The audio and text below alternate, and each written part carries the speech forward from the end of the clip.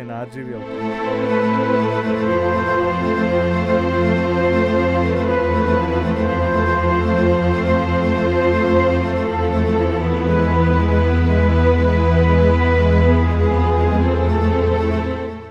Action.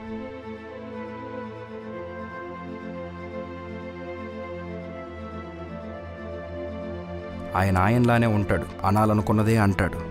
మనందరం బ్రతకాలనుకున్నది ఒకటి, బ్రతుకుతున్నది ఇంకొకటి.